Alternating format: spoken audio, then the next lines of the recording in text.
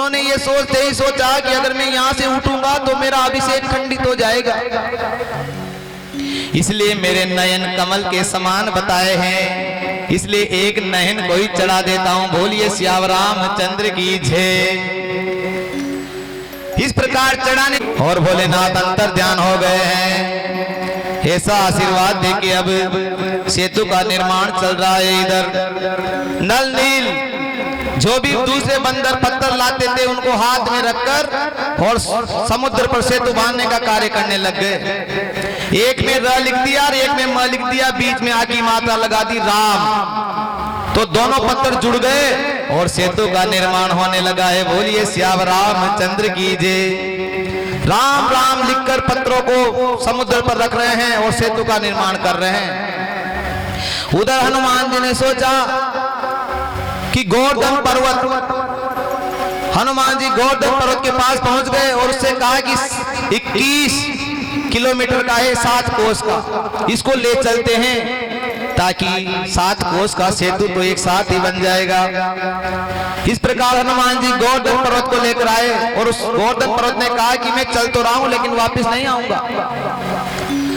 और सेतु बांधते बांधते 21 किलोमीटर नहीं बचा था तो नल नील ने कहा कि महाराज अब 21 किलोमीटर की तो जगह ही नहीं है, इस गोवर्धन पर्वत को कहाँ रखे। हनुमान जी ने कहा मैं लाया हूं और वचन देकर लाया हूं इसको, इसे रखना तो पड़ेगा तुम्हें। लेकिन नल नील ने कहा कि मैं नहीं रख सकता महाराज, अब तो 1 कोस का ही मात्र सेतु बचा है। विवाद हो गया नल नील और हनुमान जी में। विवाद होते होते राम जी के पास पहुंच गया है विवाद। नल नील ने कहा कि प्रभु श्री राम आपने कहा था कि आप पत्थरों को रखते जाइए और सेतु बांधते जाइए, ये हनुमान जी कह रहे हैं कि इस गोवर्धन पर्वत को भी रखो, लेकिन इतनी जगह नहीं है उसमें अब रखने की।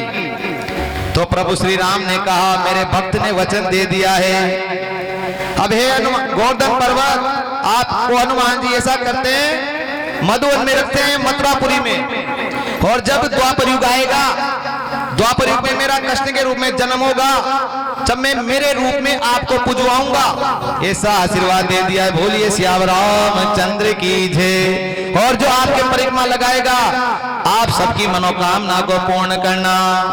इस प्रकार हनुमान जी ने उसे मथुरा में रख दिया है मधुवन में। बोलिए सियावर रामचंद्र की जय। अरे शंकर ने खुद लिखी है,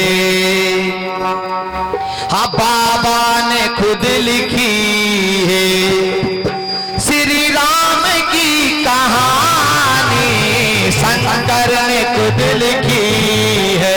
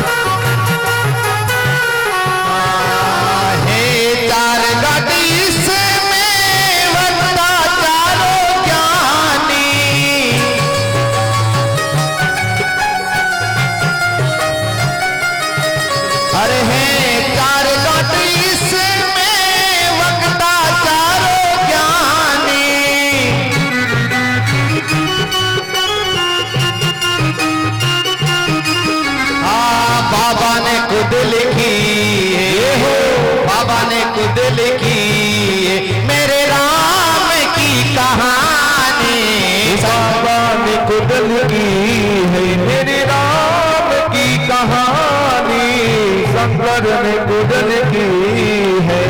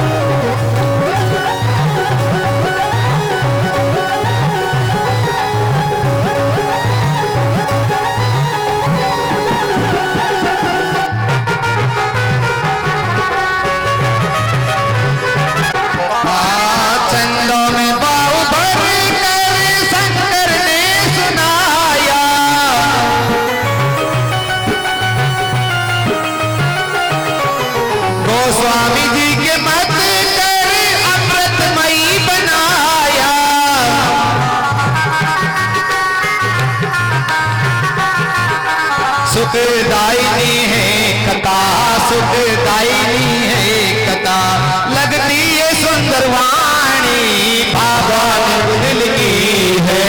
बाबा की कहानी शंकर ने खुद लिखी है, मेरी राम की कहानी बाबा ने खुद लिखी है।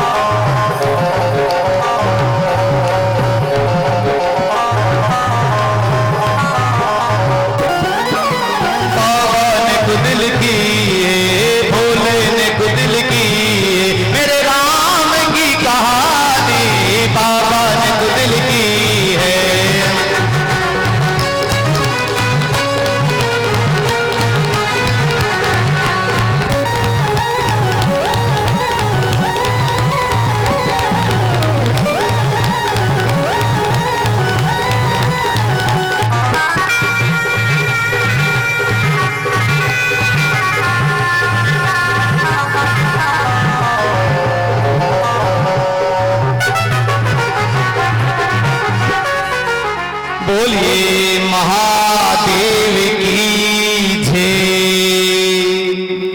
सेतु बंधा और सेतु कहा जाता है, सेतु जब बांधा गया था और भोलेनाथ का अभिषेक किया था तो भोलेनाथ ने ब्राह्मण की साक्षी के लिए रावण को भी बुलाया था उस समय। और रावण जैसे आ रहा था ना तो अपनी धोती को ऊंचा करके आ रहा था, कह रहा था कि गोडे गोडे जैसा ही पानी है समुद्र में, इसलिए सेना को ऐसे ही उतार दो ताकि इसमें ही डूब जाए। भगवान राम समझ गए, लेकिन इसलिए सेतु पूरा बंध गया है, कंप्लीट हो गया है। सेतु जैसे ही बंधा तो सेतुबंध रामेश्वर की स्थापना हो गई। और प्रभु श्री राम कह रहे हैं, शिविद्रोही मम भगत कहावा, सोनर सपने मोई न पावा। अरे शंकर विमुख भगती चमोरी, सोनार की मोड़ गति तोरी। भोलेनाथ प्रभु श्री राम कहते हैं कि भोलेनाथ के समान मुझे प्रिय कोई नहीं है। जो शिव जी से द्रोह करता है और वो अगर मेरा भक्त बनना चाहे तो भक्त नहीं बन सकता हूं मैं स्वप्न में भी उसे दर्शन नहीं दे सकता। इसलिए जिसको अगर मेरी भक्ति चाहिए तो भोलेनाथ को पसंद करना पड़ेगा पहले, उसके बाद उसे मेरी भक्ति मिलेगी। क्योंकि मेरे भोलेनाथ प्रिय हैं, मेरे इष्ट देव है भोलेनाथ। जो मेरे से द्रोह करेगा और वो भोलेनाथ की भक्ति चाहेगा तो उसको भी भोलेनाथ की भक्ति नहीं मिलेगी। क्योंकि भोलेनाथ के इष्ट देव भी राम हैं और राम के इष्ट देव भोलेनाथ है। ये दोनों एक दूसरे के इष्ट देव हैं। इसलिए जिसको दोनों की भक्ति चाहिए तो दोनों महादेव जी के जल भी चढ़ाना पड़ेगा और राम जी को भी बजना पड़ेगा। बोलिए सियावर रामचंद्र की जय। इस प्रकार राम जी कह रहे हैं कि जो मनुष्य गंगोत्री से गंगा जल लेकर रामेश्वर महादेव के चढ़ाएगा वो सीधे मेरे परम धाम को जाएगा। बोलिए सियावर रामचंद्र की जय। और जो दर्शन भी कर लेगा एक बार रामेश्वर का वो सीधा मेरे परम धाम को जाएगा। राम प्लस ईश्वर बराबर रामेश्वर। रामेश्वर नाम रखा है उन्होंने क्योंकि राम के इष्ट देव हैं भोलेनाथ। उधर हनुमान जी शिवलिंग को लेने गए थे ना काशी जी में, तो थोड़ा विलंब हो गया था। आए हैं शिवलिंग को लेकर, लेकिन यहाँ तो स्थापना हो गई है। तो फिर बाहर जो शिवलिंग स्थापित किया उसको, जो रक्षेत्र रामेश्वर गए हैं तो बाहर भी एक मंदिर बना हुआ है, वहां वही शिवलिंग है हनुमान जी जो लाए थे वो काशी जी से। अंदर वाले जो सेतु था ना अंदर वाला रामेश्वर, वहां तो जल चढ़ाने नहीं देते हैं। वहां के जो पुजारी कहते हैं इस बाल्टी में रख जाओ, हम चढ़ा देंगे। इसलिए फिर लोग को जो बाल वाले ना शिव जी वही जल चढ़ाते हैं। बोलिए रामेश्वर महादेव की जय। इस प्रकार रामेश्वर महादेव की स्थापना हो गई। अब सेना सेतु से जा रही है लंका की ओर। इधर रावण को पता चला कि सेना सेतु बंद गया है, सेना लंका की ओर आ रही है। मंदोदरी ने सुना तो मंदोदरी हाथ जोड़कर समझाने लगी, नाथ बयर की जे ताई सो,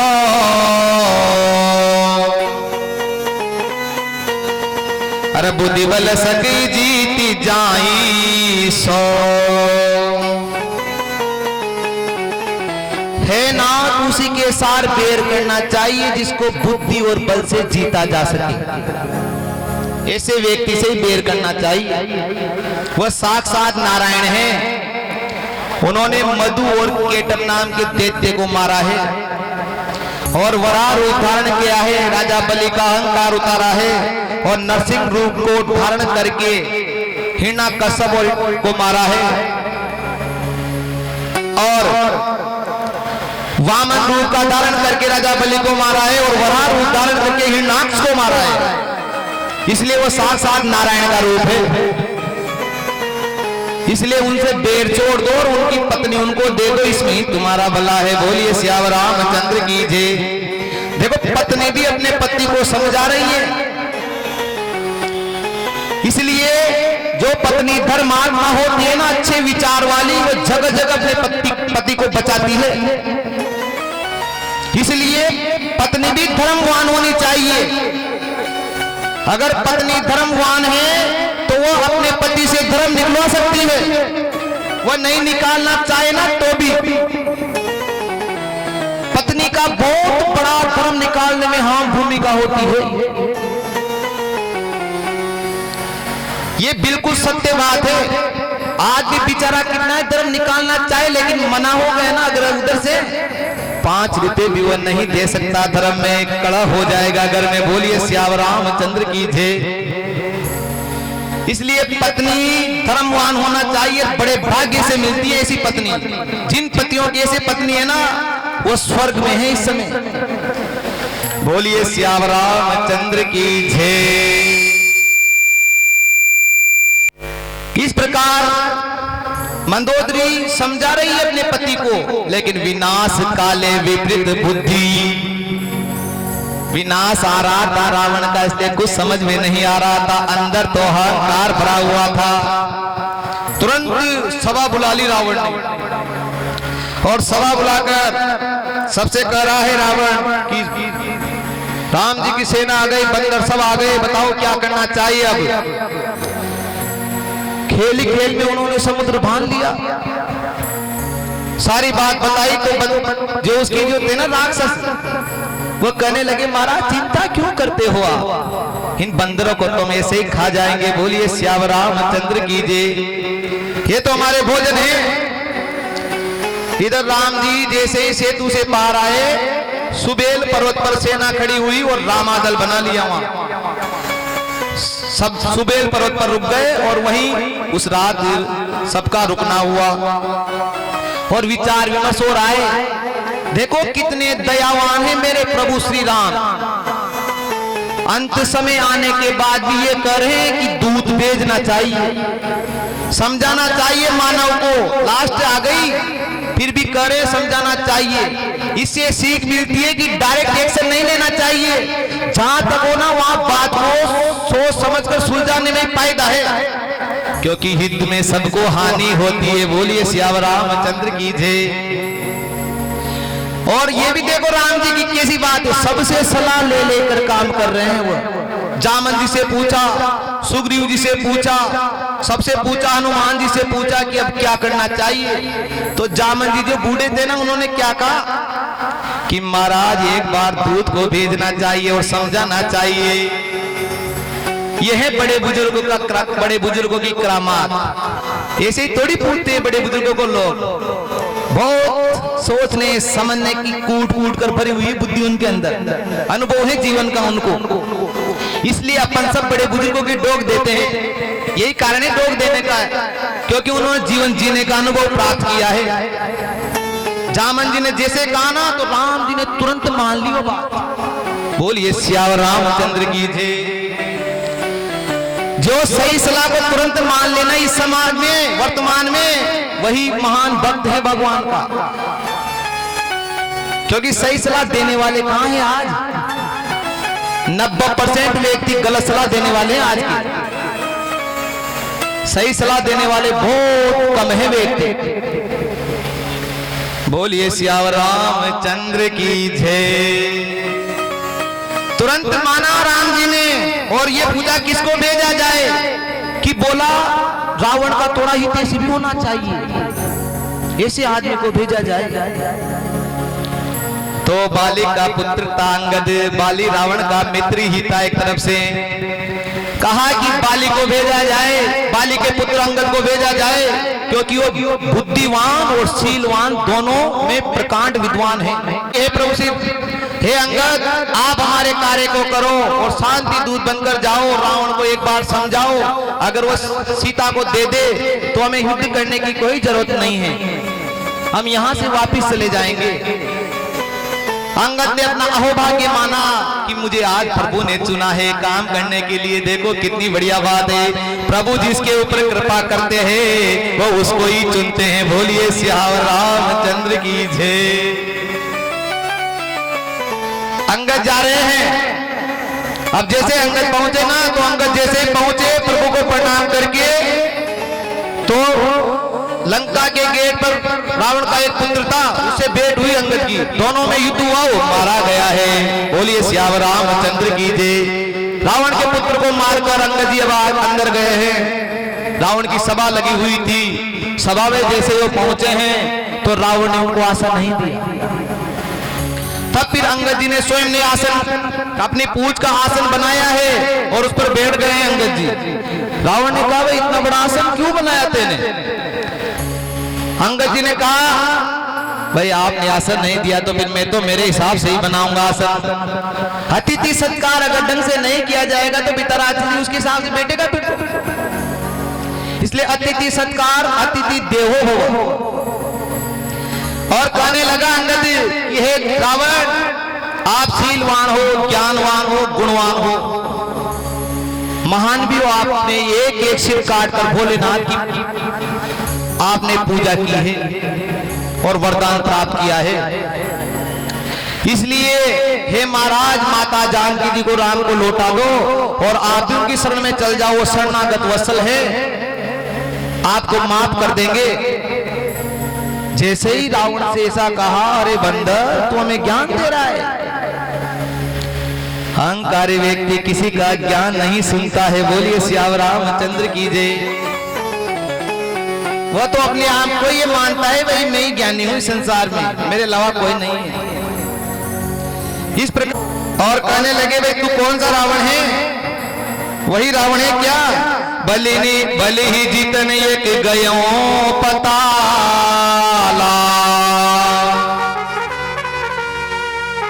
अरे राख्यों बाद शिशुन साला। एक रावण तो वो था जो बलि को जीतने पाताल में गया था, लेकिन बच्चों ने घुड़सवार पर उसको बांध दिया।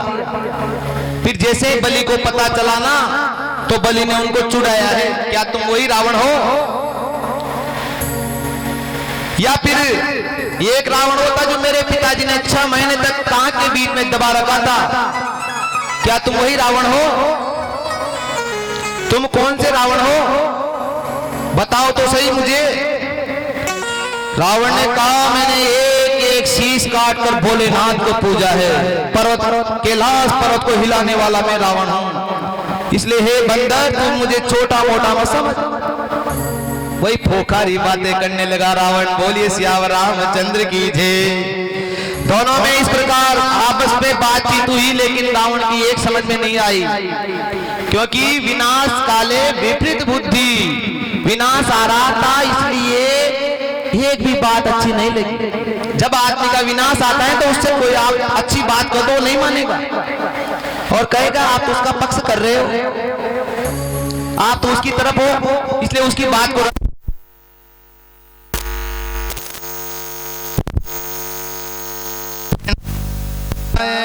नारायण ऐसे कहेगा वो आदमी। इसलिए रावण को बहुत समझाया, लेकिन वही रावण बार बार फोकारी बातें करने लगा। तब अंगद जी ने सोचा कि कौल काम बस कपिन विमोड़ा, अति दरिद्र अजसी अति बूढ़ा, और मुरई बदे नहीं कछु मनुसाई, और जो अस करो तदपि न बढ़ाई। मरे हुए को मारना क्या, क्योंकि अंगद जी को याद था इसका काल आ गया है, ये तो मानो मरने वाला है, इसलिए मरे हुए को क्या समझाना। जो नित्य रोगी हो, क्रोध करने वाला हो और भगवान से द्रोह करने वाला हो और संतों का विरोधी हो, इस प्रकार की जो 14 प्राणी होते हैं ना, मुर्दे के समान बताए ये। बोलिए सियावर रामचंद्र की जय। इस प्रकार राम जी को जाने क्या करने लगा रावण। तो अंगद जी को गुस्सा आ गया और उन्होंने कहा कि अभी मैं चाहूं ना तो सारी लंका को चौपट कर सकता हूं। ऐसी बात अंगद जी ने कह दी और कहा कि समुझे राम प्रताप कपि को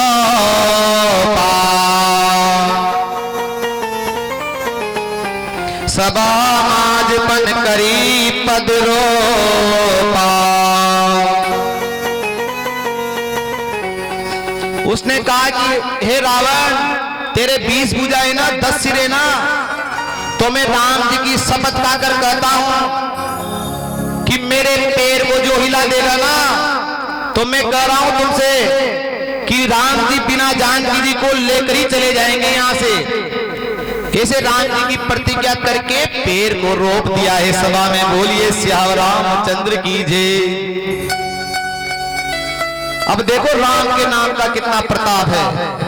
राम जी के नाम का आधार लेकर अंगद ने रावण की सभा में पैर को रोक दिया और कहा कि जो इसे हटा देगा तो हम सोचेंगे राम जी हार गए और चले जाएंगे। रावण ने कहा सब अपने राक्षसों से उठाओ उसके पैर को। एक एक राक्षस पैर उठाने लगा है, किसी से पैर हिल भी नहीं रहा है। रावण का पुत्र मेघनाथ आया, उसने उठाया, उससे भी पैर नहीं हिल रहा है। सब हताश हो गए। जैसे सब हताश हुए तो उसी समय रावण स्वयं उठा और रावण स्वयं पैर को उठाने लगा तो अंगद ने पैर हटा लिया कि आप मेरे पिता के मित्र हैं, इसलिए पिता तुल्य हैं आप, इसलिए आप मेरे पैर को मत पकड़ो, प्रभु श्री राम के पैर को पकड़ो, तुम्हारा कल्याण हो जाएगा। बोलिए सियावर रामचंद्र की जय। ऐसा कह दिया रावण से। रावण हताश होकर वापिस अपने सिंहासन पर बैठ गया। फिर जैसे खुद अंगद ने पैर को फटकारा तो मानो जमीन हिल गई। वो तो रावण का जो मुकुट था नीचे गिर गया और मुकुट को फेंका ना अंगद ने, जो रामा दल में आकर गिर गया। बोलिए सियावर रामचंद्र की जय। और अंगद अब वहां से वापिस आ रहे हैं क्योंकि रावण ने एक न मानी। आते जैसे गुंबद के ठोकर लगी ना अंगद की तो गुंबद भी टूट गया है। बोलिए सियावर रामचंद्र की जय। और रामा दल में आ गया है अंगद। अब रिपु के समाचार जब पाए, राम सचिव सब निकट बुलाए। जैसे ही बंदर के समाचार अंगद के राम जी ने सुने तो सबको निकट बुला लिया और कहा कि अब क्या करना चाहिए, लंका पर चढ़ाई करनी चाहिए। लंका के 4 दरवाजे थे, और चारों ओर पानी की खाई बनी हुई थी। इतना जापता था लंका पर, कोई अंदर जा नहीं सकता था। इस प्रकार 4 दल बनाए, 4 सेना नायक बनाए और उधर रावण हड़बड़ा गया सेना को देखकर, भाई बंदर आ गए, अब युद्ध होगा। तो रावण ने भी 4 सेना नायक नियुक्त किए, चारों दरवाजों पर अलग अलग। और रावण ने कह दिया भाई युद्ध को प्रारंभ कर दो, अब होगा जो देखा जाएगा। बोलिए सियावर रामचंद्र की थे। इधर राम जी की सेना चली है और उधर रावण की सेना चली है, दोनों में घमासान युद्ध हो रहा है। तो पहले दिन में ही रावण की आधी सेना का विनाश हो गया। बोलिए सियावर रामचंद्र की थे। दूसरे दिन में फिर 1/4 और 1/4 ही सेना रह गई रावण के पास। इस प्रकार ऐसा हुआ तो रावण घबरा गया। रावण ने सोचा अब बात नहीं बनेगी, इसलिए अपने पुत्र मेघनाथ को बुलाया। उससे पहले जो माल्यवंत अति जरटे निशाचर रावण मातु पिता मंत्री भर। जैसे आदि सेना का विनाश हो गया ना तो वापिस सभा बुलाई रावण ने। लेकिन एक जो माल्यवान नाम का मंत्री था ना उसने समझाया रावण को, भाई एक महाराज, जब से आप माता जानकी जी को लेकर आए हैं तब से ये सारे विघ्न हो रहे हैं। इसलिए आपसे मेरा अनुरोध है कि माता जानकी जी उनको लौटा दो और उनकी शरण में चले जाओ, उसमें आपका कल्याण है।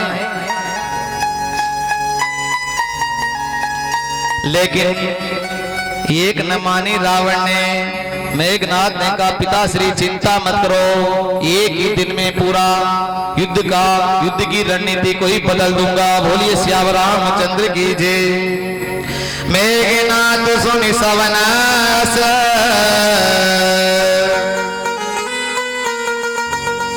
गढ़ पुनि चेका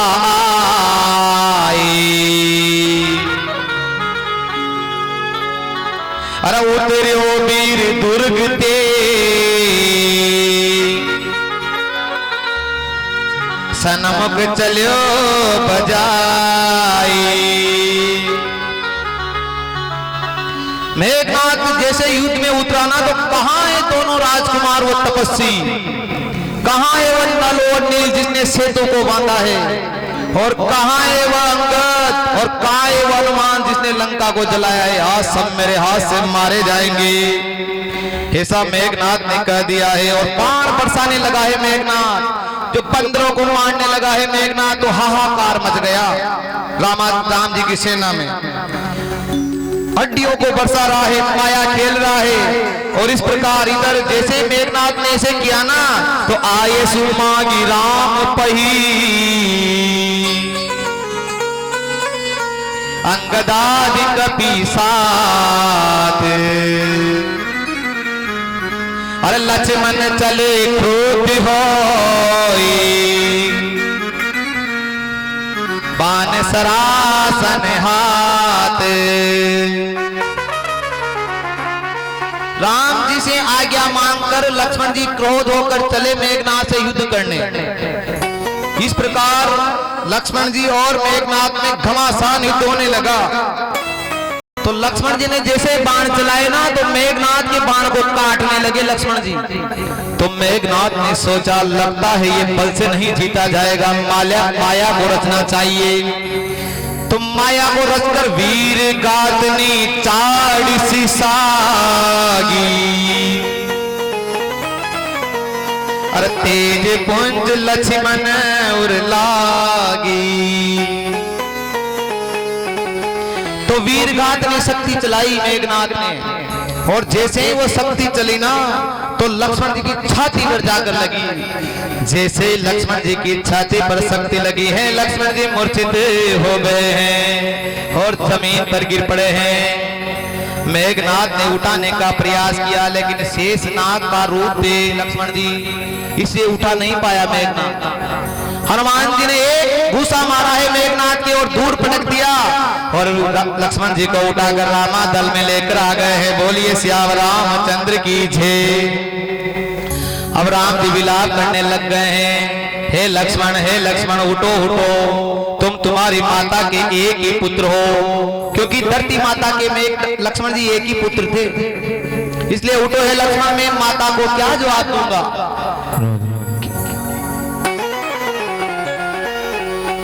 इसलिए मैं माता को क्या जवाब दूंगा, क्या कहूंगा। हे लक्ष्मण उठो, हे लक्ष्मण उठो। उठ खड़ा हो लक्ष्मण भैया, जी ना लगे, लखनवा नहीं जाना कि जी ना लगे, लखनवा नहीं जाना कि जी ना लगे।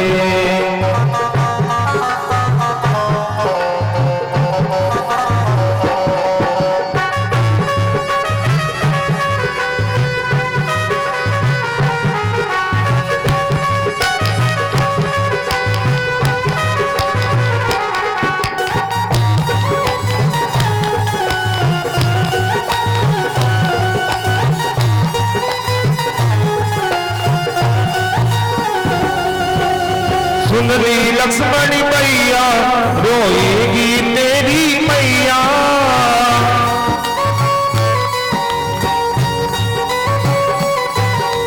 सुन रे लक्ष्मण भैया, रोएगी तेरी मैया।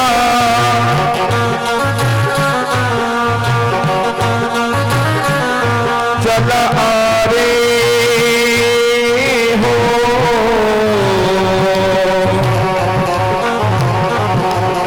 मुकड़ा कैसे दिखलाऊंगा, मुकड़ा कैसे दिखलाऊंगा, जी ना लगे, लखनवा नहीं जाना कि जी ना लगे, लखनवा नहीं जाना कि जी ना लगे।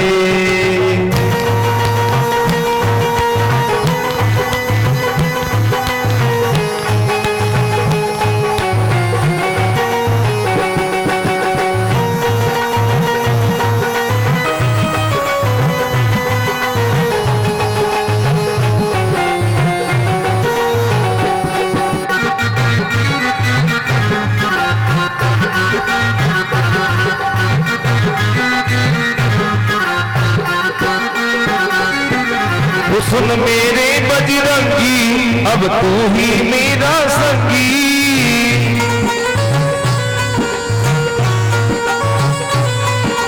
सुन रे ओ बजरंगी, अब तू ही मेरा संगी।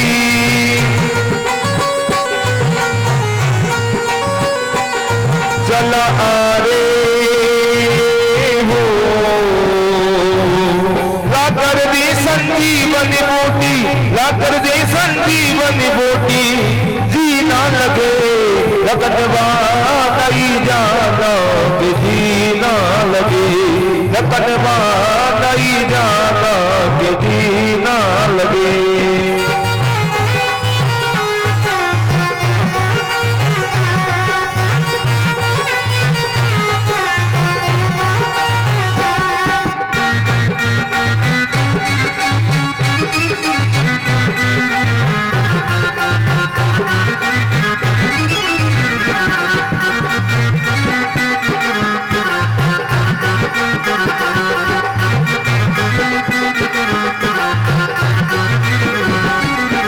संजीवन कुटिलाई, लक्ष्मण को बोल पिलाई,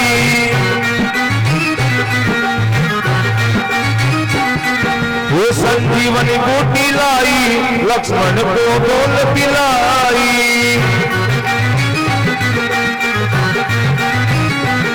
चला आ रे, चला रे, चला रे, चला रे, गले मिल गई दोनों भैया, वो गले मिल गई दोनों भैया, वो जी ना लगे, लखनवा नहीं जाना कि जी ना लगे, लखनवा नहीं जाना कि जी ना लगे।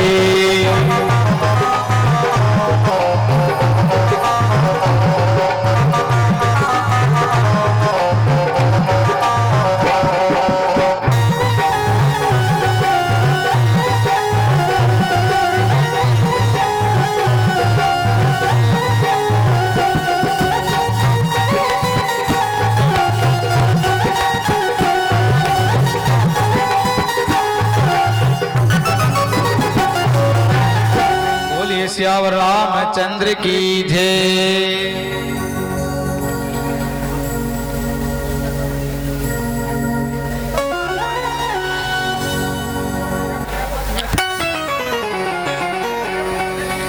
इस प्रकार जैसे ही राम जी विलाप करने लगे कि हे लक्ष्मण उठो, हे लक्ष्मण उठो, तो और बंदरों ने कहा, जामन जी ने कहा, विभीषण जी ने कहा कि अरे और आप क्यों चुपचाप बैठे हो, कोई उपाय करो जिससे लक्ष्मण जी को जीवन दान मिल जाए। तो विभीषण जी ने कहा कि सुसेन नाम के वेद है लंका में, सुसेन नाम के वेद को लाया जाए, वो कोई उपाय बताएंगे अपन को।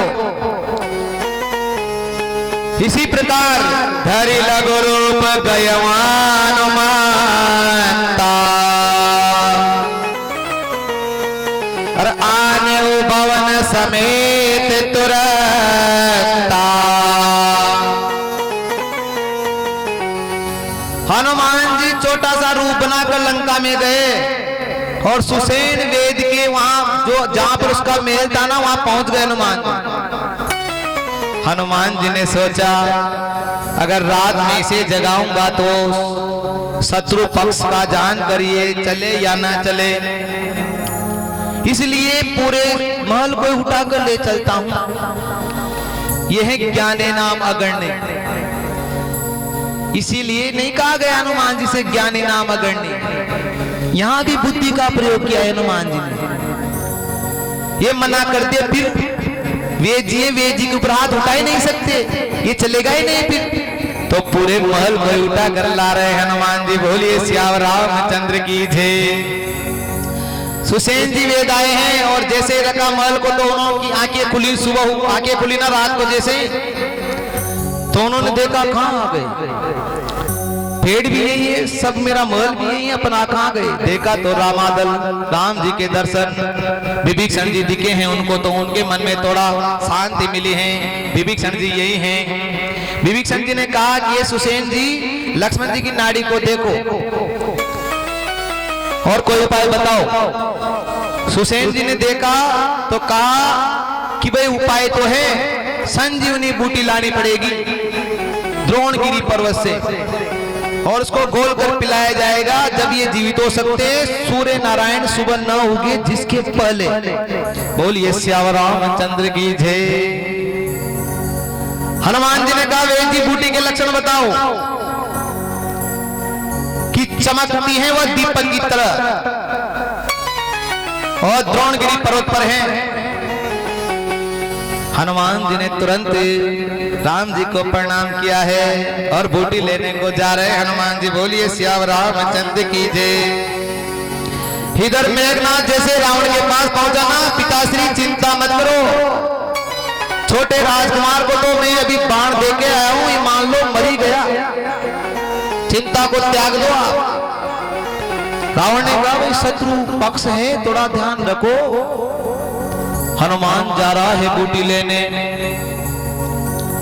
काल नेमी के पास पहुंच गया रावण और काल नेमी से कहा कि रास्ता रोक लो, किसी भी करके सुबह तक रोक लो तुम हनुमान को, बस छोटा राजकुमार मारा ही जाएगा। और कहा कि बूटी की पहचान क्या है, चमकती है दीपक की तरह, तो वहां भी दीपक ही दीपक जलवा दिए। देखो दुष्ट व्यक्ति धुआं तक नहीं चूक रहा है, देख लो आप। बोलिए सियावर रामचंद्र की जय। इससे 2 कोस दूर रहना है दुष्ट से।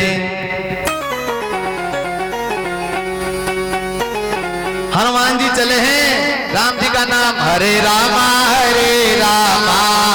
राम राम हरे हरे, हरे कृष्णा। वो बाला सामरा वो द्रोणगिरि जोगी, दरबार में नाच कर हाजिर लगावे। वटे से लाजो सर जीवन गोटी, वटे से लाजो सर जीवन गोटी। अंजनी के लाला वो द्रोणगिरि जोगी, अंजनी के लाला द्रोणगिरि जोगी। वटे से लाजो सर जीवन गोटी।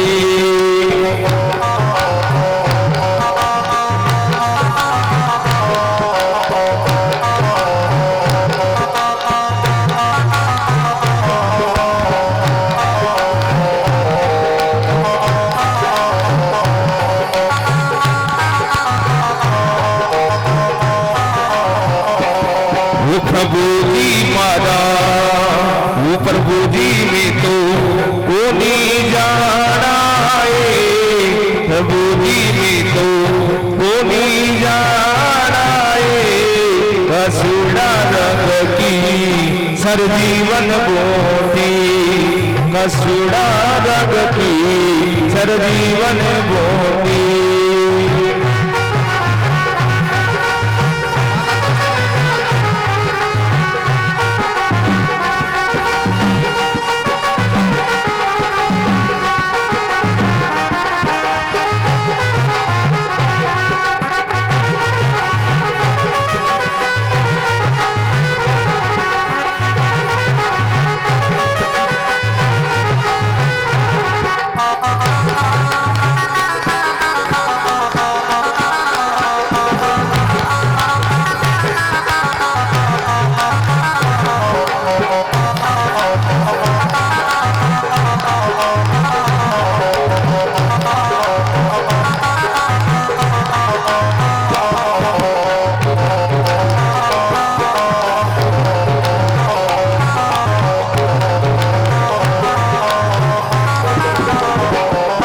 बालाजी मारा हर्य हर्य पताजी, बालाजी मारा हर्य हर्य पताजी।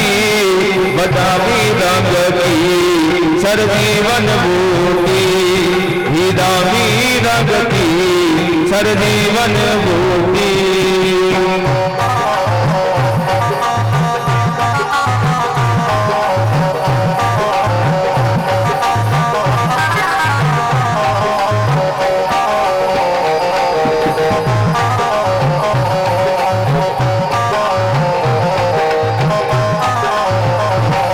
बजरंगी मारा द्रोण गिरिजा जोगी, बालाजी थी तो द्रोण गिरिजा जोगी। भट्टी से लाजो सरजीवन बोटी,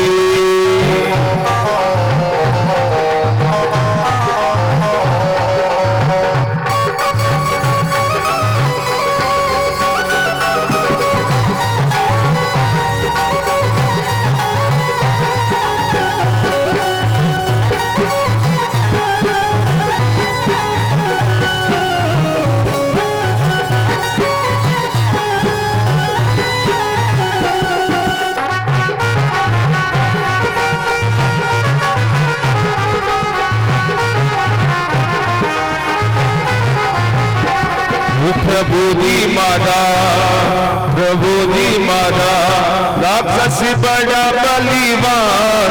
प्रभु जी मारा राक्षस बड़ा बलिवान। रावण को नीदे सरजीवन बोटी, भोलावणी को नीदे सरजीवन बोटी।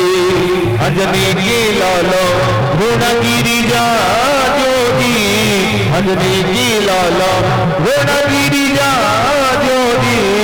भट्टी से लाजू सरजीवन बोटी, भट्टी से लाजू सरजीवन बोटी।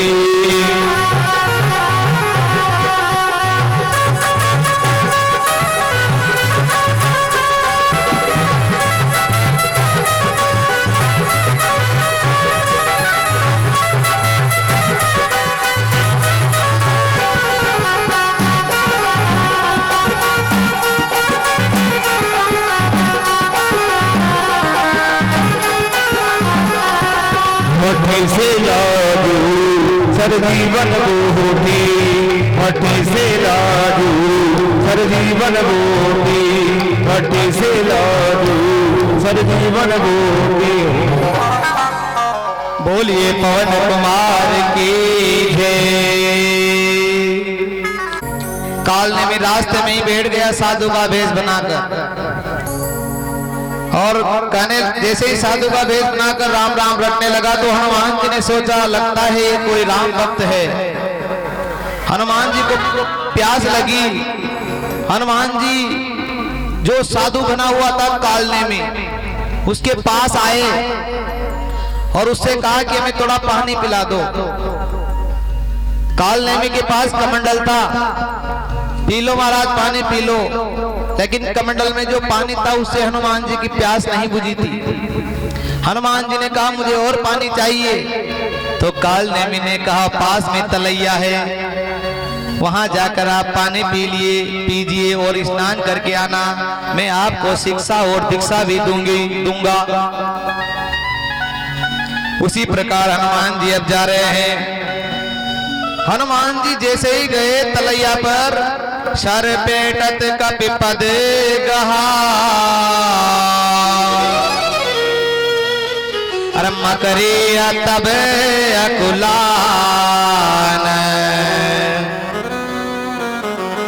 अरमारी सोदरी दिव्य तनो, चली गगन चढ़ी जान। तालाब में जैसे हनुमान जी स्नान करने लगे तो मकड़ी आई और मकड़ी ने हनुमान जी का पैर पकड़ लिया। जैसे ही पैर पकड़ा हनुमान जी ने एक मुष्टिका का प्रहार किया, प्राण निकल गए मकड़ी के और फिर प्राण निकलते दिव्य रूप में स्त्री बनकर खड़ी हो गई है। बोलिए श्याम रामचंद्र की जय। और कहने लगी आपके दर्शन पाकर मैं धन्य हो गई। इसलिए हे मुनिवर, वह कोई साधु नहीं है, वह साधु के वेश में कोई निशाचर बैठा हुआ है। देख लो, मैंने कह दिया ना, तिलक लगाने से और कुर्ता और धोती पहनने वाला साधु नहीं है। जिसके अंदर से विचार बिल्कुल सरल है, निर्मल है, वही व्यक्ति साधु है। साधु की परिभाषा ये है, वो बाहर का मुकुटा है केवल, बस। पाप दो जगह से अंदर जाते हैं आदमी के, एक तो आंखों से और एक कानों से। आंखों से जैसा देखेगा वैसा ही उसका करने का मन होगा, और कानों से जैसा सुनेगा ना वैसा ही उसका करने का मन होगा। इसलिए भगवान ने आंखें दी हैं, भगवान के दर्शन करो, रामायण पढ़ो, भागवत पढ़ो। कान दिए हैं तो भगवान की कथा सुनो, भजन सुनो, अच्छी अच्छी बातें सुनो। बोलिए श्याम रामचंद्र की जय। काल नेमी की पूरी पहचान बता दी अप्सरा ने। हनुमान जी आए हैं काल नेमी के पास। काल नेमी ने कहा पुत्र आ गए, मैं त्रिकाल दृष्टि हूँ, मैं सब जानता हूँ। इस समय राम और रावण का युद्ध चल रहा है और लक्ष्मण जी की शक्ति लग गई है और तुम संजीवनी बूटी लेने जा रहे हो। हनुमान जी उसकी चाल को समझ ही रहे थे। पूंछ के लपेटा है और जैसे ही पूंछ के लपेटा है, एक फछाट लगाई है नीचे तो अपने असली रूप में आ गया काल नेमी, और एक ही मुष्टिका का प्रहार किया है, 32 बार निकल गई काल नेमी की, खून की उल्टी कर दी है। बोलिए श्याम रामचंद्र की जय। और अंत में राम राम कहते हुए प्राण छोड़ दिए हैं और राम के परमधाम को चला गया है। काल नेमी का कल्याण कर दिया भगवान। हनुमान जी अब आगे जा रहे हैं और जैसे ही आगे जा रहे हैं हनुमान जी तो जाते जाते धौलगिरी पर्वत पर पहुंच गए हैं। अब देखा तो वहां दीपक ही दीपक जल रहे थे। हनुमान जी ने सोचा दीपक को तो मैं भी बुझा दूंगा मेरे पिताश्री पौंदे से करके, और मैं पता भी लगा लूंगा भाई कौन सी बूटी है। लेकिन मैं चाहता हूं कि मैं पूरे पर्वत को लेकर चलूं, क्योंकि सुसेन जी शत्रु पक्ष के वेद हैं। अगर मैं ये एक बूटी को लेके चला गया और उन्होंने कह दिया ये तो संजीवनी बूटी नहीं है, तो फिर वापस आना नहीं बनेगा। देख लो, ज्ञानी नाम अगण्य, यहां भी बुद्धि का प्रयोग किया है हनुमान जी। तो चुपचाप एक जगह बैठ गए, क्योंकि बल याद दिलाते थे जब आता था हनुमान जी को। तो अब पर्वत को कैसे उठाए? उसी समय माता अंजनी को याद किया है हनुमान जी ने। बोलिए श्याम रामचंद्र की जय। जैसे ही माता अंजनी को याद किया है, माता अंजनी सामने प्रकट हो गई है। बेटा हनुमान, चुपचाप कैसे बैठे हो? राम और रावण का युद्ध चल रहा है और मेरे प्रभु श्री लक्ष्मण जी के शक्ति लग गई, इसलिए संजीवनी बूटी लेने आया हूँ माता। तो फिर ले जा, क्यों बेटा है? कब मैं चाहता हूँ पूरे पर्वत को उठाकर ले जाऊं। तो ले जा, क्या किस बात की कमी है फिर तेरे पास? मेरे दूध की धार में तो वो बल है जो एक बार चट्टान पर भी गिर जाए ना तो चट्टान के भी कीस कीस हो जाते हैं। किष्किंधा में 600 सीढ़ियां चढ़कर अंजनी गुफा में जाया जाता है और वहां से अंजनी माता दूध की धार देती थी ना, जो सामने जो पर्वत था ना उसके कीस कीस हो गए थे, इतना बल था अंजनी माता के दूध में। जैसे ही हनुमान जी को बल याद आया है, बोलिए सियावर रामचंद्र की जय। पूरे पर्वत को उठा लिया है हनुमान जी ने और पर्वत को लेकर आ रहे हैं हनुमान जी। हनुमान जी जैसे पर्वत को लेके आ रहे हैं तो अयोध्या के आसपास आ गए। जैसे अयोध्या के आसपास आए तो भरत जी जो नंदी ग्राम में रह रहे थे, भरत जी ने सोचा है लगता है कोई राक्षस है जो पर्वत को उठाकर ले जा रहा है। अगर ये पर्वत अयोध्या में गिरा देगा तो अयोध्या नष्ट हो सकती है, फिर मैं मेरे प्रभु श्री राम को क्या जवाब दूंगा, क्योंकि अयोध्या तो राम जी की है, मैं तो उनका सेवक हूं। इस प्रकार सोचकर देखा भरत विशाल अति,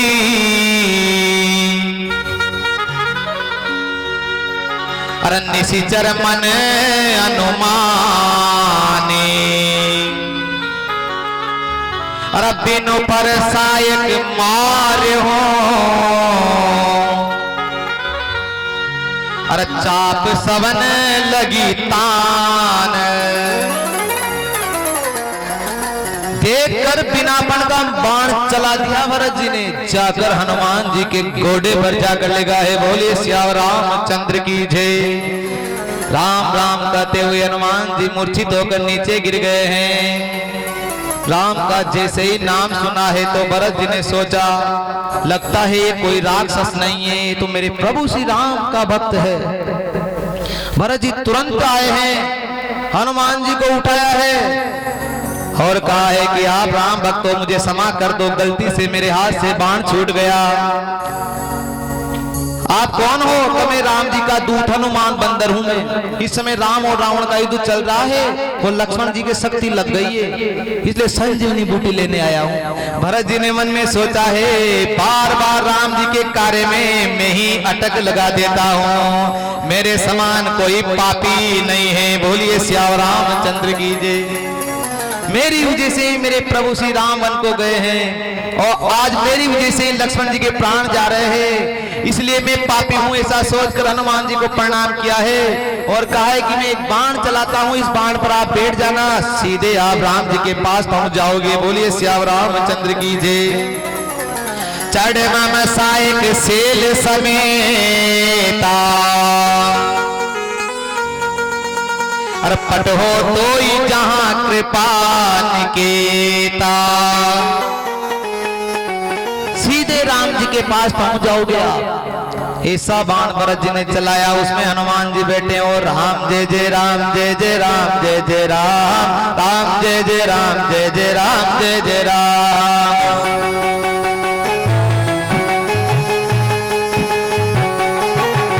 अरे राम जय जय राम जय जय राम जय जय राम, राम जय जय राम जय जय राम जय जय राम। राम जय जय राम जय जय राम जय जय राम, राम जय जय राम जय जय राम जय जय राम। अरे राम जय जय राम जय जय राम जय जय राम, राम जय जय राम जय जय राम जय जय राम। राम जय जय राम जय जय राम जय जय राम, राम जय जय राम जय जय राम जय जय राम। राम जय जय राम जय जय राम जय जय राम, राम जय जय राम जय जय राम जय जय राम।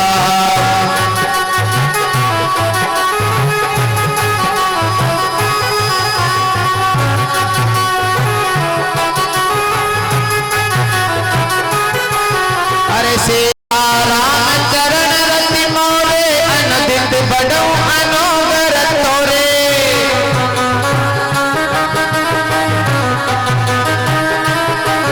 अरे जय विधिनाथ होई मोरा, देगी सो करौ दास में तोरा।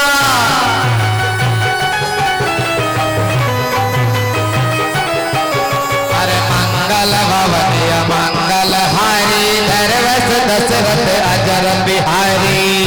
मंगल भवनी अमंगल हारी नरवस दशरथ हजर विहारी। अरे मंगल भवनी अमंगल हारी नरवस दशरथ अजर बिहारी।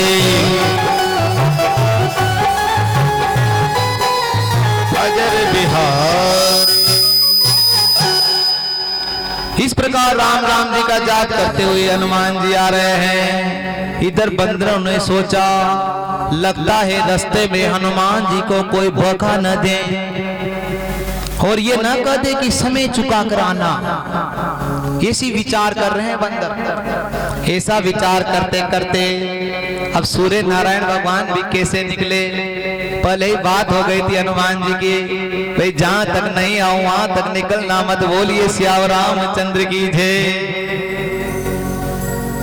इस प्रकार हनुमान जी आ रहे हैं और रामादल में पहुंचे हैं तो रामादल में जय सिया राम का नारा चल रहा है। सब प्रसन्न हो गए हनुमान जी आते ही। हनुमान जी ने पर्वत को रख दिया और कहा कि ये वेद जी जैसी बूटी आपको चाहिए वैसी बूटी ले लो।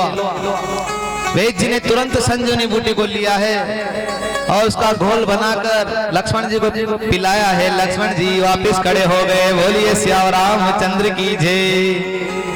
जब से ही लक्ष्मण जी ने सोचा कि हनुमान जी ने मेरे प्राण बचाए हैं तो लक्ष्मण जी को हनुमान जी से अत्यधिक प्रेम हो गया। ऐसा भाव उनके मन में आ गया। और इधर ये बात रावण को पता चली है। छोटे राजकुमार वापिस खड़े हो गए हैं। बोलिए सियावर रामचंद्र की जय।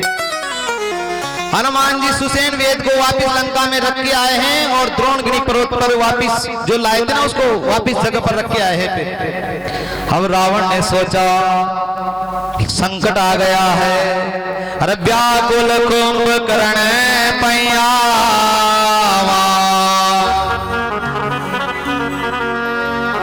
विविध जतन करिताई जगावा। 6 महीने सोता था एक दिन जगता था कुंभकर्ण।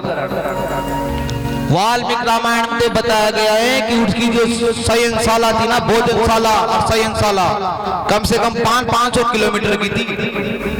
बहुत ही बखान किया गया है वाल्मीकि रामायण में संस्कृत। इसमें तो मात्र एक चौपाई में तुलसीदास जी ने कर दिया सारा काम। कुंभकर्ण को जगाने की तैयारी हुई तो कुंभकर्ण उठ ही नहीं रहा है। भाले गोपे जा रहे हैं, पानी गिराया जा रहा है उसके ऊपर, सुगंधित भोजनों की खुशबू डलाई जा रही है। सांस लेता था ना जो सांस में नाकों के माध्यम से 2-4 आदमी अंदर चले जाते थे। ऐसा था कुंभकर्ण। बहुत ही प्राकार शरीर था उसका। नाकों में धुआं लगाया गया है ताकि भाई इसको सांस रुक जाए तो खड़ा हो जाए, तो भी नहीं उठ पा रहा है। बड़ी मुश्किल से कुंभकर्ण उठा तो उठाना जैसे ही तो उसने कहा भाई साहब मुझे कच्ची नींद में क्यों जगाया है। रावण ने कहा लंका में संकट आ गया है इसलिए आपको जगाया है। 2 तपस्वियों ने लंका पर आक्रमण कर दिया। उनकी पत्नी को मैं हरण करके लाया था क्योंकि उन्होंने शूर्पणखा के नाक और कान काट दिए थे।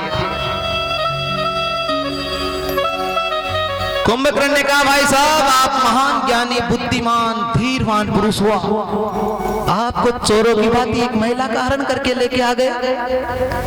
ये बात आपको शोभा नहीं देती? ये बहुत गलत किया है आपने और गलत आदमी का मैं साथ नहीं दूंगा। ये बात कह दी कुंभकर्ण ने। अब देखो आदमी अच्छा रहता है, बिल्कुल सरल रहता है। रावण ने सोचा ये तो बुद्धिमानी की बातें कर रहा है, मदिरा पिलाओ इसको। अच्छा आदमी रहता है।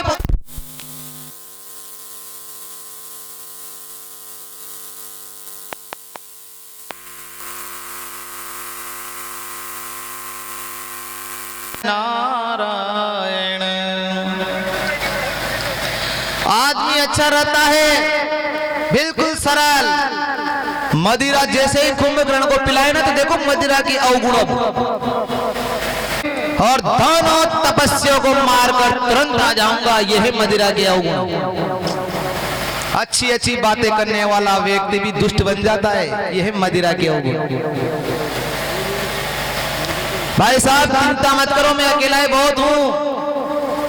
शूर्पणखा का बदला लूंगा और दोनों तपस्वियों को मार डालूंगा। चिंता मत करो, मैं जा रहा हूं युद्ध में। रावण ने कहा जाओ, तुम्हारी विजय श्री होगी। कुंभकर्ण चला है। अब जैसे कुंभकर्ण चला है ना, तो ऐसे चल रहा है इतना भजनता की मानो धरती माता हिल रही हो। और कुंभकर्ण ने जाते ही सारे वानरों की सेना को तीतर बितर कर दिया, पैर के नीचे दबाने लग गया। किसी को नाकों के माध्यम से अंदर ले रहा है, किसी को उठाकर समुद्र में फेंक रहा है और कह रहा है कहां है वो दोनों तपस्वी राम और लक्ष्मण, आज मेरे हाथ से नहीं बचेंगे वो। सामने विभीषण जी आए हैं और विभीषण जी ने प्रणाम किया है, समझाया एक बार, नहीं माना। भैया विभीषण मेरे सामने से हट जा, मेरे सामने काल नजर आ रहा है, अब मुझे कुछ भी नजर नहीं आ रहा है। तुमने अच्छा किया जो तू भगवान की शरण में आ गया, लेकिन अब मेरे सामने जो भी आएंगे ना काल के माध्यम से मैं उसे देख रहा हूं, इसलिए तुम मेरे सामने से हट जा। इतने कृपालु है भगवान, जो भगवान को मारने आ रहा है उसका भी कल्याण कर रहे हैं भगवान। देखो कितने कृपालु हैं प्रभु श्री राम। और राम के परमधाम को चला गया है कुंभकर्ण। और जैसे कुंभकर्ण राम के परमधाम को चला गया ना, तो सैनिकों ने रावण से आकर कहा कि महाराज कुंभकर्ण भी मारा गया है। कुंभकर्ण मारा गया है। इधर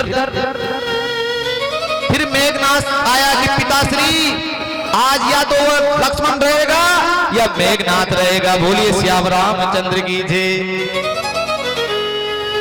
ऐसा कहकर युद्ध पर आया और बाण छोड़ने लगा मेघनाथ। नटैव कपट चरिते करना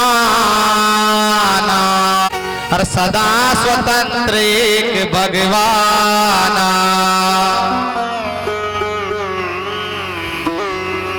इस प्रकार कुंभकर्ण जैसे मेघनाथ आया तो मेघनाथ ने नागपाश का बाण छोड़ दिया। नागपाश का जैसे ही बाण छोड़ा है तो भगवान राम जी और लक्ष्मण जी नागपाश में बंध गए हैं। बोलिए श्याम रामचंद्र की जय। जैसे ही भगवान नागपाश पर बंधे तो जामन जी ने, सब बांधवों ने सोचा अब क्या होगा क्या होगा, ऐसा सोचकर विलाप करने लगे। इधर मेघनाथ वापिस आ गया। पिताश्री चिंता मत करो, दोनों राजकुमार मानो मरी जाएंगे आज। लेकिन भगवान को कौन नागपाश में बांध सकता है, वो तो साक्षात नारायण है। इस प्रकार जैसे जैसे हुआ तो देवराज नारद जी ने गरुड़ जी को भेजा।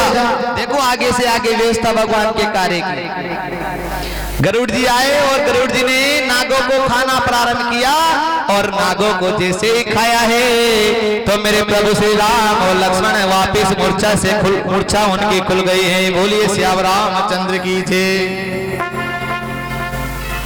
अब जैसे ही मूर्छा खुली तो वापिस रावण को पता चला कि वो दोनों तपस्वी वापिस खड़े हो गए हैं लड़ने के लिए।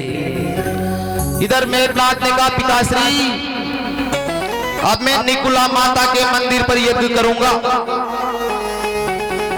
और उस माता को प्रसन्न करूंगा। अगर वो माता प्रसन्न हो गई तो आज मेरे हाथ से दोनों तपस्वी मारे जाएंगे। इधर ये बात विभीषण जी ने उधर राम जी से कह दी कि मेघनाथ निकुला माता के मंदिर में यज्ञ कर रहा है, तपस्या करने जा रहा है। अगर वो तपस्या सफल हो गई ना तो 100 शिव भी आ जाएंगे ना तो भी उसको नहीं बचा सकता, तो भी मेघनाथ को कोई नहीं मार सकता। इसलिए उसके यज्ञ को नष्ट किया जाए। राम जी ने लक्ष्मण जी और हनुमान जी को भेजा है। राम जी लक्ष्मण जी सारे बांदर अब निकुला माता के मंदिर में जा रहे हैं। मेघनाथ के यज्ञ को नष्ट किया है। जैसे ही यज्ञ नष्ट हुआ मेघनाथ हड़बड़ाता हुआ मैदान पर आ गया युद्ध करने के लिए। और इधर लक्ष्मण जी भी युद्ध करने के लिए तैयार है। घमासान युद्ध हो रहा है, बाण में बाण चल रहे हैं दोनों ओर से। और इधर मेघनाथ ने पाशुपतास्त्र छोड़ा है, वह भी भगवान लक्ष्मण जी को परिक्रमा करके वापिस आ गया है। फिर मेघनाथ ने नारायण अस्त्र छोड़ा है, वह भी लक्ष्मण जी को प्रणाम करके वापिस आ गया है। फिर ब्रह्मास्त्र को छोड़ा है, वह भी प्रणाम करके वापिस आ गया है। मेघनाथ समझ गया, लगता है साधारण पुरुष नहीं है, ये तो नर और नारायण का ही रूप है। बोलिए सियावर रामचंद्र की जय। इस प्रकार मेघनाथ ने सोच लिया कि अब मारे जाएंगे अपन, फिर भी छल कपट दिखा रहा है, युद्ध कर रहा है। इधर लक्ष्मण जी ने सोच लिया, अब यदि मैं मेरे प्रभु श्री राम का अनन्य भक्त हूं तो अभी मेरा बाण खाली न निकले। मेघनाथ के प्रण लेकर ही वापिस आए। एक बाण चलाया, दोनों भुजाएं कट के रावण के दरबार में जा गिरी। दूसरा बाण चलाया जो सर से गर्दन अलग हो गई, रामादल में जाकर गिरी। जैसे दोनों भुजाएं रावण के दरबार में गई ना, तो दासियों ने कहा, दासियों ने सुलोचना से कहा कि ये देवी, ये आपके पति की दोनों भुजाएं हैं। सुलोचना ने दोनों भुजाओं को देखा। पतिव्रता नारी थी सुलोचना, शेष जी की पुत्री थी। जैसे दोनों भुजाओं को देखा ना, तो सुलोचना ने कहा, मैं जब मानूं कि ये मेरे पति की भुजा है, ये पेन से लिख दे, कलम से, कि 14 वर्ष अन्न त्यागी, 14 वर्ष निंद्रा त्यागी और 14 वर्ष स्त्री त्यागी ने इन भुजाओं को काटा है। जब मैं मानूं भाई मेरे पति की भुजा है, तो हाथ में कलम दे दी। दोनों भुजाओं ने कलम से लिख दिया, भाई 14 वर्ष अन्न त्यागी और 14 वर्ष स्त्री त्यागी और 14 वर्ष निंद्रा त्यागी। इसका मतलब सुलोचना समझ गई मेरे पति की भुजा है ये। बोलिए सियावर रामचंद्र की जय। अब विलाप करने लगी है, रावण के पास गई है और रावण से कहा कि हे ससुर जी, मेरे पति की ये भुजा है और मेरे पति का सिर रामादल में है, इसलिए मैं चाहती हूं कि मेरे पति का सिर मुझे मिले ताकि मैं उसके साथ सती होऊंगी। रावण वही फोकारी बातें करने लगा, मैंने सिर काट काट कर महादेव को पूजा है, तू क्यों सती होती है? वीर का तो युद्ध में मरना ही सौभाग्यवान होता है। सुलोचना जी मंदोदरी के पास पहुंची। मंदोदरी ने कहा, बेटा चिंता मत कर, राम जी एक नारी बाल ब्रह्मचारी है और हनुमान जी उनके सेवक हैं, सुग्रीव जी उनके सेवक हैं। तुम स्वयं जाओ, वो तुम्हें तुम्हारे पति का सिर दे देंगे, कोई भी तुम संकोच मत करो मन में। सुलोचना दोनों भुजाओं को लेकर चली है और जाकर प्रभु श्री राम को प्रणाम किया है और कहा है कि हे प्रभु श्री राम, मुझे मेरे पति का मस्तक दे दो। जैसे इसे कहा ना, क्योंकि ये दोनों भुजाएं मेरे पति की है और इन्होंने लिख दिया 14 वर्ष अन्न त्यागी, 14 वर्ष स्त्री त्यागी ने इनको मारा है। सुग्रीव जी ने प्रसन्न कर लिया उधर राम जी से कि प्रभु श्री राम, भुजाओं ने लिख दिया 14 वर्ष अन्न त्यागी और 14 वर्ष स्त्री त्यागी। हम तो जब इसको पतिव्रता नारी माने कि ये इसके पति के मुंह को हंसा दे।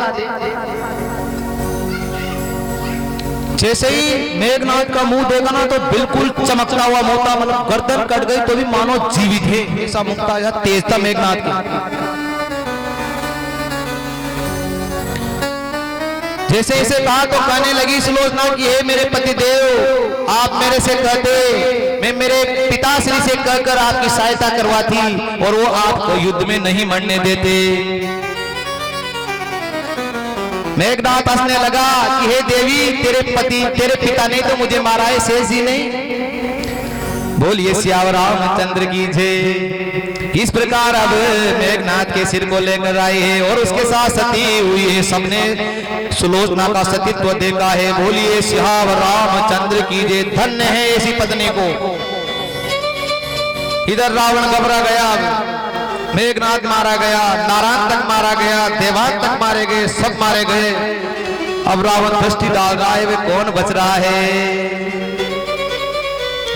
दृष्टि डाली तो पाताल पर दृष्टि गई रावण की। पाताल पर उसका एक पुत्र रहता था ही रावण, जो मूलावस्था में हुआ था।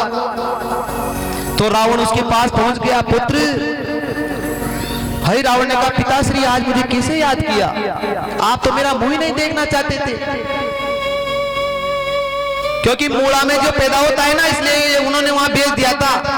तो रावण ने कहा अपना काम बनाने के लिए, भाई जो मूड़ा में जो पैदा होता है वो 8 वर्ष तक घातक रहता है। उसके बाद जैसे ही 9 वर्ष हो जाते हैं तो फिर उसमें कोई भय नहीं रहता। अच्छा तो कहो पिताश्री क्या क्या है मेरे लिए? रावण ने कहा बेटा कुंभकर्ण मारा गया, लंका में संकट आ गया है, मेघनाथ मारा गया, नारायण तक देवान तक सब मारे गए। 2 तपस्वियों ने युद्ध कर रखा है रावण, 2 तपस्वियों ने लंका पर। तो पिताश्री में काका जी का रूप बनना जानता हूं, विभीषण जी का।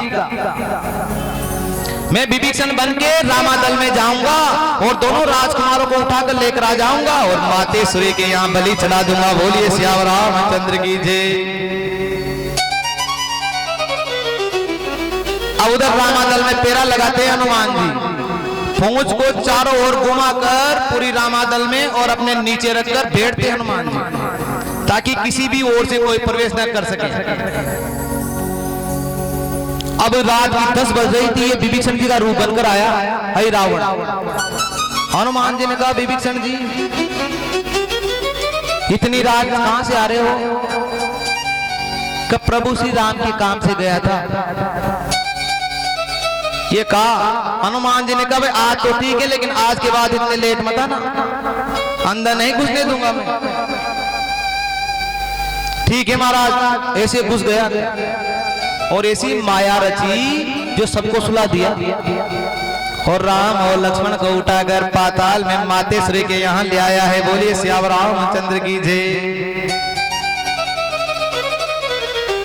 और कहा बलि चढ़ाऊंगा, मातेश्वरी से कहा मैं इन दोनों की बलि चढ़ाऊंगा, तुम्हारे मातेश्वरी तुम चिंता मत करो। इस प्रकार बलि के लिए दोनों खड़े कर दिए। इधर सुबह हुआ, सब राम जी के दर्शन करने जा रहे थे तो राम जी हैं नहीं कुटिया में अंदर। रामादल में राम जी नहीं तो सबने पूछा भाई राम जी कहां गए? रात में पेरा किसका था? हनुमान जी का। हनुमान जी से पूछा भाई रात में कोई आया है क्या? हनुमान जी ने कहा विभीषण जी आए थे रात को। विभीषण जी ने कहा मैं कहां आया रात को? अरे भाई क्यों झूठ बोलते हो आप? मैंने तो आपको देखा था, आप रात में आए थे, झूठ क्यों बोल रहे हो आप? विभीषण जी समझ गए कि मेरा भतीजा आया है रावण, क्योंकि वो मेरा रूप बनना जानता है। सारी बात बता दी कि है रावण आया है और वो तो पाताल में ले गया राम लक्ष्मण को। अब कौन जाए? सबने कहा भाई जिसका पेरा था वही जाए। हनुमान जी ने कहा तो मैंने पहले सोच रखा था भाई मेरे को ही जाना है। तुरंत हनुमान जी पाताल पर पहुंच गए, देखा तो गेट पर एक बंदर खड़ा। हनुमान जी ने कहा तू कौन है? कहा मैं हनुमान पुत्र मकरध्वज मेरा नाम है। हनुमान जी ने कहा हनुमान पुत्र? हनुमान जी का तो हुआ ही नहीं हुआ, फिर तू कहां से आ गया? अरे कब मैंने सोचा था, मेरे भी ये बात मन में आई थी, मकरध्वज कराए मेरे भी आई थी ये बात मन में। मैंने एक दो से पूछा भी सही तो मेरे को उन्होंने बताया कि जब हनुमान जी लंका में जा रहे थे ना पता लगाने, जब पसीने की बूंद गिरी ना जो एक मछली ने निगल ली और उस मछली को मल्ला ने उठाकर है रावण की रसोई में रख दी। फिर मल्ला ने जैसे उसको चीरा ना उससे एक सुंदर बालक निकला, इसलिए मछली यानी मकर कहते हैं। हर ध्वज यानी उसको काटने से मेरा नाम मकर ध्वज बन गया है। बोले सियावर रामचंद्र की जय। हनुमान जी ने कहा तो ये तो 1 महीने की अवधि थी वहां, तो ये सारा काम 1 महीने में हो गया। 1 महीने में कैसे हो गया भैया? अरे कहते हैं अंडे देने वाले जो जीव जंतु होते हैं ना 1 महीने में उत्पन्न हो जाते हैं, इसलिए 1 महीने में हो गए। अच्छा तो मैं राम जी के कार्य के लिए आया हूं, अंदर जा रहा हूं। मकरध्वज ने कहा प्रभु मेरे स्वामी का नमक खाया है मैंने, अंदर ऐसे नहीं जाने दूंगा। अगर आप अंदर चले जाओगे तो मेरे स्वामी क्या कहेंगे? बदनामी आपकी तो होगी, मैं आपका तो पुत्र हूँ। किसका पुत्र है जो स्वामी की बात ही नहीं मानता है? तो क्या चाहता है? कब मैं तो युद्ध करूंगा, युद्ध में जीत के अंदर जाऊंगा। बोलिए सियावर रामचंद्र की जय। दोनों में दुआ है और हनुमान जी ने मकरध्वज को बांध दिया है खंबे के और अंदर जा रहे हैं और मूर्ति के पीछे छिप गए हैं। जैसे मातेश्वरी की मूर्ति के पीछे छिपे तो छिपते क्या हुआ, उधर आई रावण कह रहा था भाई, तलवार ले रखी थी हाथ में और कह रहा था आज दोनों राजकुमारों को मार दूंगा, मैं बलि चढ़ा दूंगा। राम जी से पूछा भाई मांग तेरी अंतिम इच्छा क्या है? राम जी ने कहा कि यदि मेरे भरत जी होते यहाँ तो वो मुझे जरूर बचाते। हाय रावण ने आवाज लगाई, भरत है क्या? भरत है क्या? कोई नहीं बोला भरत के नाम से, नहीं है भाई कोई भरत। लक्ष्मण जी से पूछा तू तेरी अंतिम इच्छा बता। जब किसी की बलि चढ़ाई जाती है तो अंतिम इच्छा पूछी जाती है ना। लक्ष्मण जी को याद था कि मेरे प्राण किसने बचाए थे? हनुमान जी ने। उन्होंने कहा हनुमान जी अगर यहाँ होते तो मेरे प्राणों को जरूर बचाते। बोलिए सियावर रामचंद्र की जय। इस प्रकार हनुमान जी का जैसे नाम आया, हनुमान जी ने सोचा खड़े हो जाओ, बुला रहे हैं हमको। हनुमान जी ने देखा कि यहाँ तो राक्षसों का भोजन है, इसलिए पंचमुखी रूप धारण कर लिया हनुमान जी। बोले पंचमुखी हनुमान जी महाराज की जय। और लंका की ओर वीर बालाजी के नाम से प्रसिद्ध हो गए। जिन हनुमान जी का मुंह लंका की ओर होता है वो वीर बालाजी है, और पश्चिम की ओर जिन हनुमान जी का मुख होता है वो भक्ति वाले बालाजी है, भक्ति रूप है वो बालाजी का। संकट मोचन नाम से प्रसिद्ध हो गए हनुमान जी। बोलिए सियावर रामचंद्र की जय। अरे कहने लगे मैं अक्षय बलि लूंगी, खंडित बलि नहीं लूंगी। ऐसा कह दिया हनुमान जी ने तो रावण ने कहा माता जी प्रसन्न हो गई भैया, ये तो अक्षय बलि लेगी, आकाई चढ़ाओ है तो कोई खंडित करने की जरूरत कोई ना। ये बात कह दी उन्होंने। हट जाओ सब। हनुमान जी को जैसे ही राम लक्ष्मण को आकाई चढ़ाया ना तो हनुमान जी मुष्टिका लेकर खड़े हो गए और रावण के एक मुष्टिका की मारी है प्राण ही निकल गए हैं। बोलिए सियावर रामचंद्र की जय। और राम लक्ष्मण को लेकर वापस आ रहे हैं। वापस आते गेट के बाहर देखा तो मकरध्वज। राम जी ने कहा कौन है? हनुमान जी से कि महाराज इनसे पूछ लो। कौन है भाई तू? मैं हनुमान पुत्र मकरध्वज। हनुमान पुत्र? चलो ठीक है हनुमान जी, ये आपका पुत्र है, अब पाताल का राज्य इसको दे दो। जाओ लक्ष्मण जी। और मकरध्वज के तलक निकाल कर राज्याभिषेक कर दिया है। बोले सियावर रामचंद्र की जय। इस प्रकार राम जी और लक्ष्मण जी को लेकर वापिस आए हैं हनुमान जी रामादल में। इधर ये सूचना रावण को पता लग गई है, हाय रावण भी मारा गया है। अब दृष्टि डाल रहा है रावण कौन बचा, कौन रह गया जिसको मराना है, अब उसको मारना है। अब ये बात कर दी रावण ने। अब तो स्वयं ही रह गया। मैं सारे व्यक्ति रावण ने एक एक करके सबका नंबर ले लिया। सबको उद्धार करना था ना उसका, सबको एक एक इसलिए तो भेजा है उसने। अब रावण ने सोचा मैं स्वयं ही जाऊंगा। तो रावण ने रथ सजा लिया है स्वयं ही जाने, और राम जी के सामने आ गया है रथ लेकर और कहने लगा है कहाँ है वो दोनों तपस्वी, आज मेरे हाथों से नहीं बचेंगे। और ऐसे कहा तो इधर देवराज इंद्र भी घबरा गए। उन्होंने सोचा ये रथ में है, राम जी नीचे हैं, युद्ध कैसे होगा। तो अपने सारथी को भेजा मातली को रथ लेकर और कहा राम जी आप इस रथ में बैठिए और युद्ध कीजिए। दोनों में घमासान युद्ध चल रहा है। रावण भी बाण में बाण चला रहा है और राम जी भी इधर से बाण चला रहे हैं। जैसे ही बाण चल रहे हैं भुजाएं कट रही हैं, गर्दनें कट रही हैं और वापिस उग जाती है। रघुनाथ जी ने जिन्हें रावण के सिर भुजाओं को काटा ना तो बार बार उठ जाती हैं वापिस। इस प्रकार बार बार उठने के कारण अब हृदय में बाण भी कैसे लगाए, क्योंकि हृदय में सीता माता बेटी थी रावण के, मौत आना उससे सीता माता का, इसलिए हृदय में बाण भी कैसे लगाए। तो बार बार जैसे जैसे हो रहा था तो विभीषण जी बोल गए हैं, नावे कुंड पीयूष बसिया के नाथ जियत रावण बलता के। हे प्रभु श्री राम, इसकी नाभि में अमृत का कुंड है, पहले आप इसके अमृत के कुंड को सोचो, ऐसा बाण लगाओ जो सूख जाए, फिर ये मरेगा नहीं तो ऐसे नहीं मरेगा। विभीषण जी ने ऐसा कहते ही रघुनाथ जी का मन प्रसन्न हो गया है। हर खेची सरासन सवन लगी, हर छाड़े सरियत तीस,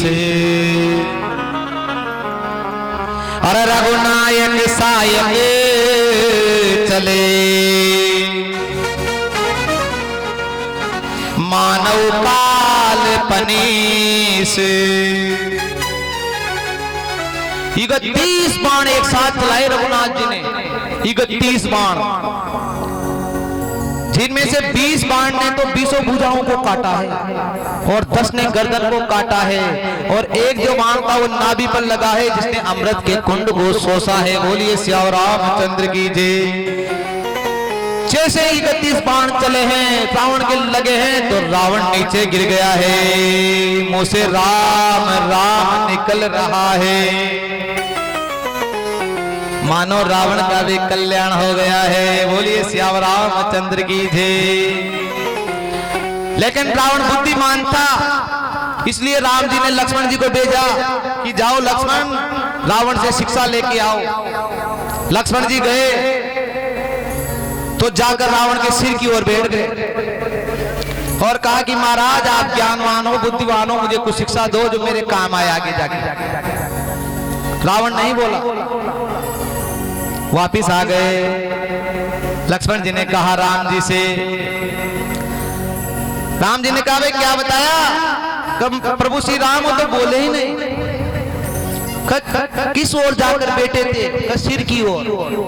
जिससे ज्ञान प्राप्त करना हो उसके सिर की ओर नहीं बैठना चाहिए, उसके चरणों की ओर बैठना चाहिए जब ज्ञान मिलता है। सिर की ओर बैठते अभिमान झलकता है, इसलिए चरणों की ओर जाकर बैठो जब ज्ञान मिलेगा तुम्हें। लक्ष्मण जी दोबारा गए हैं, जाकर चरणों की ओर बैठे और कहा कि हमें कुछ ज्ञान दो। तो रावण खड़ा हो गया और करने लगा कि ये लक्ष्मण जी,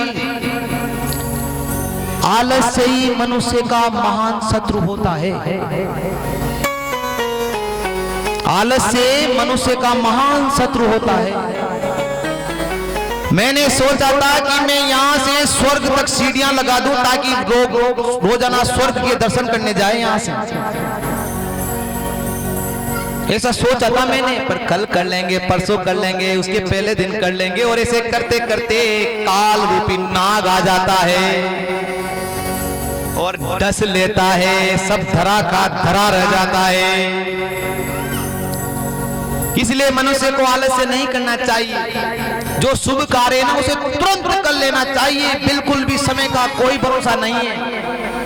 अच्छा खासा आदमी रहता है ना, थोड़ा सा बुखार आ जाए ना तो परबस हो जाता है और चलता है, जब अहंकार में चलता है मेरे जैसा कोई नहीं है। थोड़ा सा बुखार क्या आ गया, परबस हो गया, दूसरा जाएगा बताने भी, ले जाने वाले भी दूसरे हैं, किस पे फूल रहा है वो आदमी, अरे मरेगा ना जब वो 4 जने दूसरे ले जाएंगे उसको उठाकर, और वो यहाँ फूल रहा है ऐसे, मैं ही हूँ, मेरा ही सब कुछ, यहाँ तो मेरा ही मेरा है। ये सपना है, ये वो 4 जनों की अगर जम गई ना तो पटक भी सकते हैं रास्ते में। इसलिए ऐसा अभिमान मत करो कि मेरा है, यहाँ कुछ भी नहीं है हमारा। ये गुरुजी की सेवा करता था चेला, वो चेला कहता था भाई गुरुजी मेरे तो घर वाले बहुत अच्छे हैं, मैं कहता हूं जो करते हैं। आज आज तो मुझे देखने वाले आए हैं, कन्या भी बहुत सुंदर है। गुरुजी ने कहा घर वालों से भी गया, कन्या से भी गया। उसने कहा भाई गुरुजी आप ये क्या कर रहे हो, घर वालों से गया? का समय आएगा जब बताऊंगा। अब उसके भाइयों ने प्रोग्राम किया, कार्यक्रम, और कहा कि तेरे गुरुजी की तेने सेवा की है, उसको भी निमंत्रण दे दे। अब गुरुजी को निमंत्रण देने गया, भाई कल आप जिम में आ जाना, हमारे यहाँ कार्यक्रम है। गुरुजी ने कहा भाई ना धो के आना, कल ही निमंत्रण देने, 10 बजे आ जाना, मैं चलूंगा। अब सुबह सब रिश्तेदार आ रहे हैं जिम में, गांव के सब इकट्ठे हो रहे हैं, पूरी सभा आ गई। और निमंत्रण देने जैसे जाने लगा ना, तो ब्राउंड में जैसे ठोकर लगी ना, तो नीचे गिर गया। ठोकर लगते ही जैसे नीचे गिरा तो माहौल बन गया, मर गया, मर गया, मर गया। सबने देखा क्या हुआ, नाड़ी देखी तो मर गया। गुरुजी तुरंत आए, गुरुजी को पता चला, तुरंत गुरुजी आए। गुरुजी ने नाड़ी देखी तो भाइयों ने कहा भाई गुरुजी बताओ उपाय। उपाय तो है